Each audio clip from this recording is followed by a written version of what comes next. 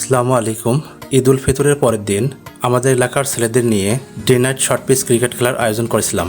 খেলা শুরু থেকে শেষ পর্যন্ত এই ভিডিওতে তুলে ধরেছি, তাই সম্পূর্ণ ভিডিওটি দেখার ও চ্যানেলটি সাবস্ক্রাইব করার অনুরোধ রইল।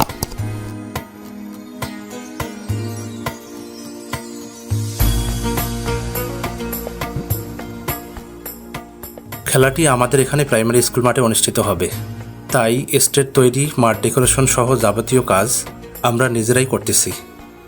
যেহেতু অনেক অতিথি আসবে, তাই সুন্দরভাবে ডেকোরেশন তো করতেই হবে।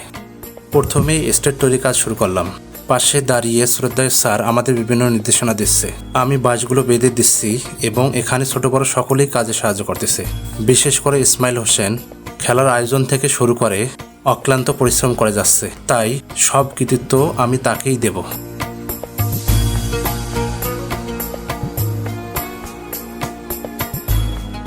যাই হোক, এখন আমরা কাপড় টাঙানোর কাজ শুরু করলাম। দেখতে দেখতে কাপড় টাঙানো শেষ হলো। এর ওই ফাঁকে আমরা টেবিলটা সাজিয়ে নিলাম। এখন স্টেজটা দেখতে অনেক সুন্দর দেখাচ্ছে।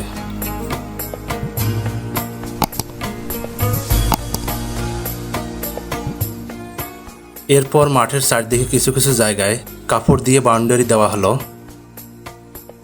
যেহেতু খেলা রাত পর্যন্ত চলবে, সেহেতু মাঠের চারদিকে লাইটগুলোও লাগিয়ে দিলাম। মাঠের মূল অংশের গুরুত্বপূর্ণ জায়গাগুলো আটা দিয়ে চিহ্নিত করা হচ্ছে। পরিশেষে মাঠের যাবতীয় কাজ শেষ হলো।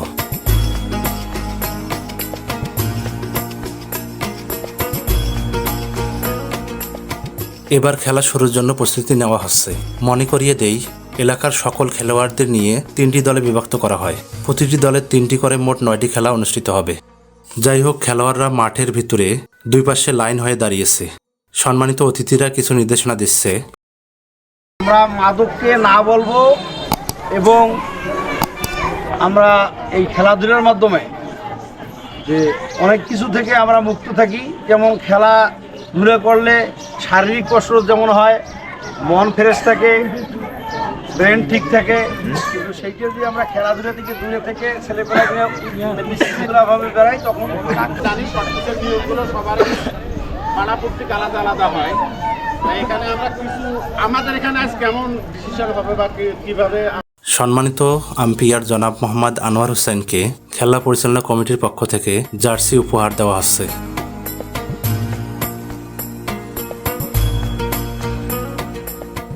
বৃক্ষরোপণের মধ্য দিয়ে খেলার উদ্বোধন করা হয়।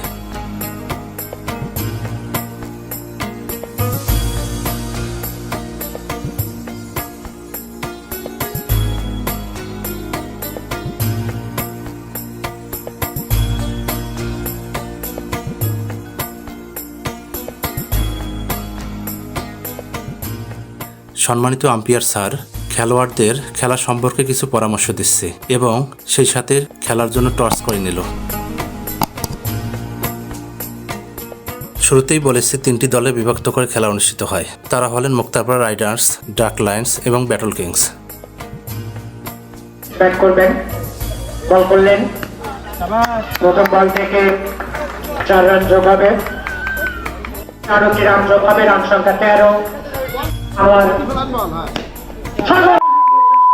এবং 4 রানের জন্য ডানুটা কার্পেট সীমানার বাইরে 4 রান। আবারও এবং সেই সঙ্গে খেলা সমাপ্তি। আজকের এই খেলায় জয়লাভ করলেন ব্যাটল কিংস। তারা বিনা উইকেটের বিনিময়ে। প্রথমেই ব্যাটল কিংস বনাম ডাক লায়ন্স টিমের খেলা অনুষ্ঠিত হয়। ব্যাটল কিংস টসে জিতে ব্যাটিংয়ের সিদ্ধান্ত নেয়। পরিশেষে ব্যাটল কিংস জয়লাভ করে। এরপর ব্যাটল কিংসের সাথে আরেকটি টিম মুক্তাপাড়া রাইডার্সের খেলা অনুষ্ঠিত হয় এবং ব্যাটল কিংস জয়ী হয়।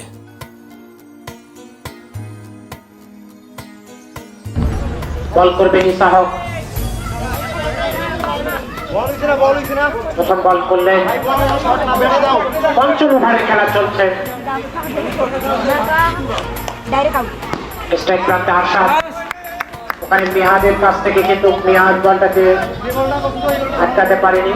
4 রান হয়ে গেছে, রান সংখ্যা 37। সপাটা হাঁকিয়েছেন, কিন্তু ওখানে আরাফাত হোসেন জি দারুণভাবে বলটাকে আটকিয়েছেন। আবারও এভাবে পরপর সব খেলা অনুষ্ঠিত হয়। কিছু খেলা দিনে হওয়ার পর বাকি খেলাগুলো ও ফাইনাল খেলা রাতে অনুষ্ঠিত হয়।